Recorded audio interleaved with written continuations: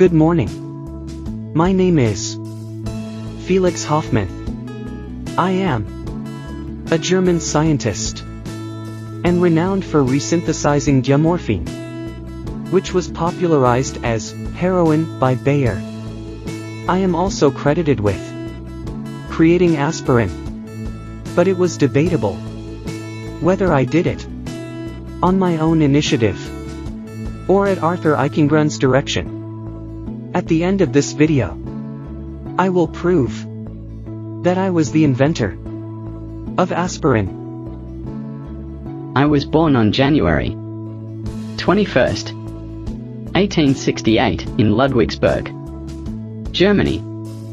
I began studying chemistry in 1889 at the Ludwig Maximilian University of Munich to pursue a career in pharmacy, and I completed my studies there.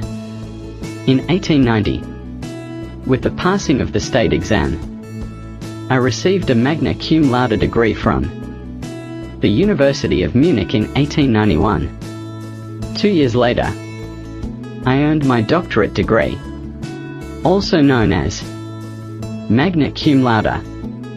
Then I began working for Bayer as a research chemist. In 1894,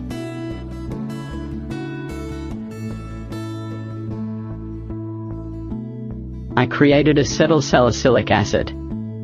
On August 10, 1897, while I was an employee of Bayer under Arthur Eichengrun, I was able to make acetyl-salicylic acid in a stable and chemically pure form by mixing salicylic acid with acetic acid.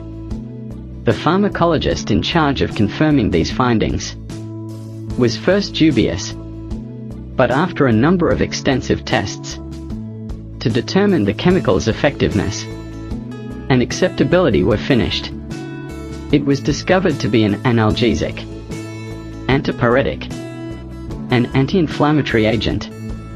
The business then set out to create a low-cost manufacturing procedure that would enable the supply of the promising active ingredient. As a pharmaceutical product, it was first sold as a powder that was packaged in glass bottles under the trade name Aspirin in 1899. Now let me tell you the story of aspirin invention controversy. In a footnote to a German encyclopedia that was published in 1934, I first asserted that I was the inventor of aspirin, not the synthesizer. I mentioned that my father had complained about the bitter taste of sodium salicylate. That was the only medication available to treat rheumatism. The massive doses, 6 to 8 grams of sodium salicylate, often used to treat arthritis, caused the stomach lining to become inflamed and led patients to experience severe discomfort. After looking for a less acidic substance, I created acetyl-salicylic acid, a substance that had the same therapeutic benefits as previous salicylates, but without the significant acidity that I thought was responsible for stomach irritations.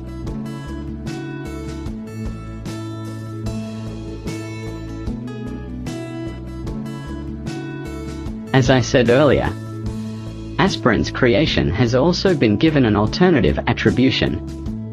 In 1949, there was a report in Pharmacy Journal that ex-Bayer employee Arthur Eichengrun claimed to have planned and oversaw my synthesis of aspirin, as well as the synthesis of a number of related chemicals.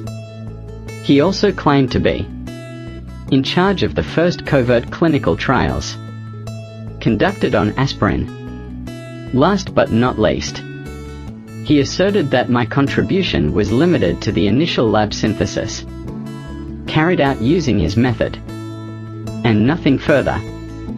The same month that Eichengrun's claim was published in Pharmacy, he passed away.